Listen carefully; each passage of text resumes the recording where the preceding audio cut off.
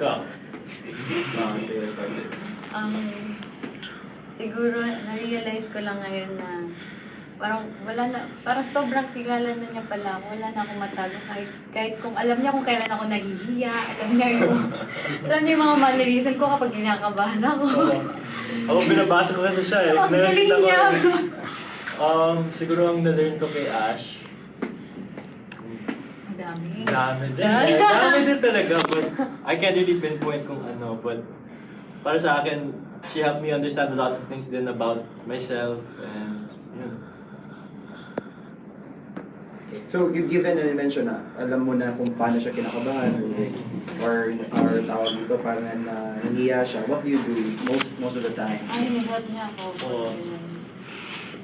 Kasi we work together, right? And we have this dynamic din na kung kailangan ko ng tulong, tinutulong niya ako. Tapos alam mo kung kailangan niya ng help, I help her din as much as I can. So I think that's what works well about us is we're never competing, we're always working off of each other, diba? Pag may project kami.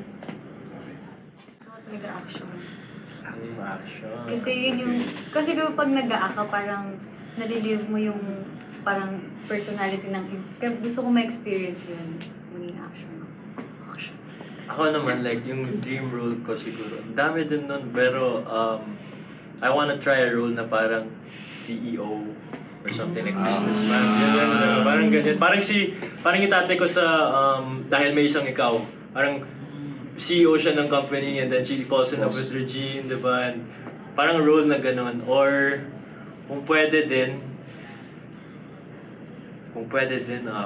parang kilala niyo si Palos? Palos? Ano, yung Kasi yung lolo, action. yes, yung action, yung lolo ko kasi, Bernard Bonin, siya yung original Palos in the, tagal na yun, I can't recall when, but yeah, siya yung original Palos, so parang, interested din ako doon, but parang dream role ko talaga is parang businessman. Diba? Any actors or actors you wanna work with? Ako naman, all of them. All of them talaga. Because for me, since bagong-bago pa ako sa industriya, there's a lot of things that I want to learn. And being able to work with all these other actors and these veteran actors that we all look up to naman, syempre, right? It gives us, it's very eye-opening in terms of what we can learn about the industry and even takeaways na anong pwedeng gawin sa mga eksena or yung mga ganyan. So, just all of them really. I think it will help us kasi ako bago ko, it will help me a lot in many ways. Would you want a movie with your parents? Of course, why not? Siyempre. Well, we worked together na sa The First Family. Yeah. It's like a very, very, ang saya ng first.